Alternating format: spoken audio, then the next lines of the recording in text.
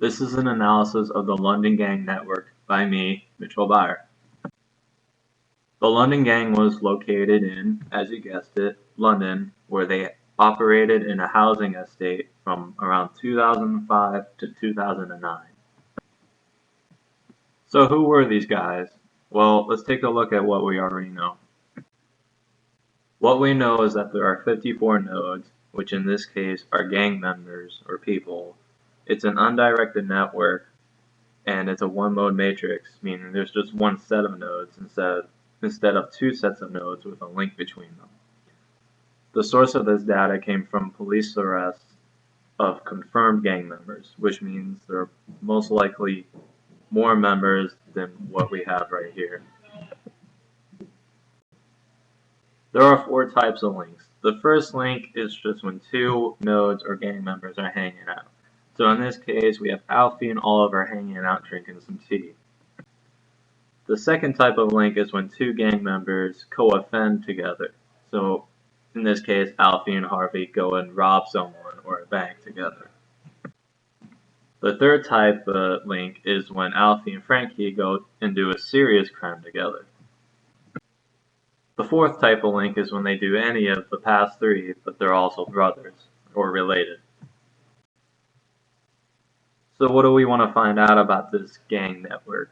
Well, I want to figure out the chain of command, who's the leader, who's the pawns, and how do the members influence each other, like who gets more arrested with whom, do people from the same birthplace hang out with the same people, and whatnot. Now let's take a look at what I found with my analysis. I found the leader. I did an analysis of the in-degree, the closeness, and betweenness of all the nodes in the network. In-degree is incoming links to the node, closeness is how close they are to other nodes, and between is how they influence the traffic that goes through them to other nodes. As you can see, there are a couple nodes that appear in 2 tables.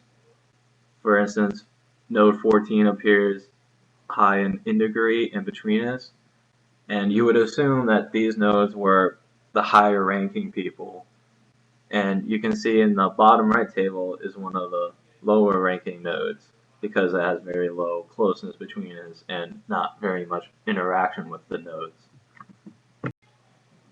What is actually the case is that all those nodes with high in degree and betweenness and closeness were all actually low ranking nodes, and one of the nodes with the lowest centrality degrees was the leader.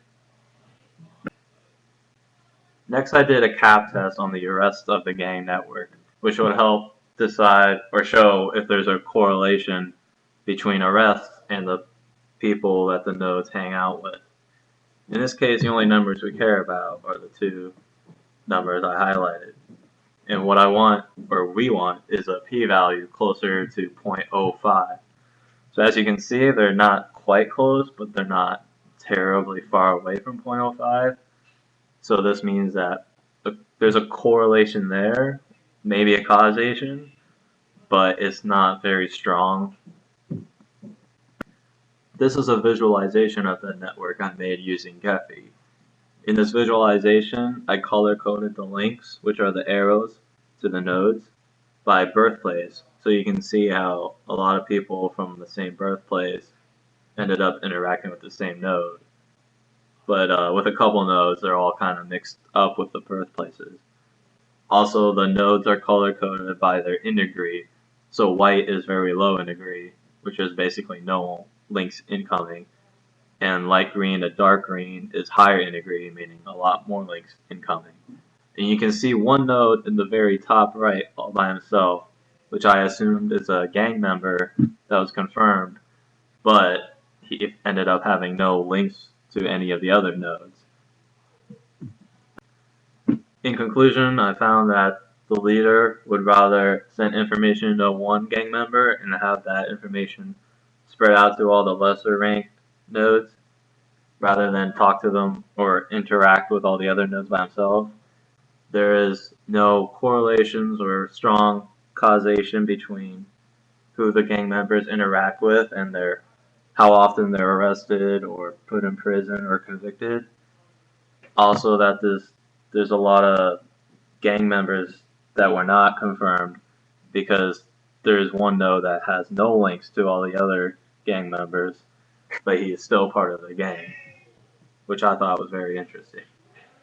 So this was my analysis of the London Gang Network. I hope you enjoyed it.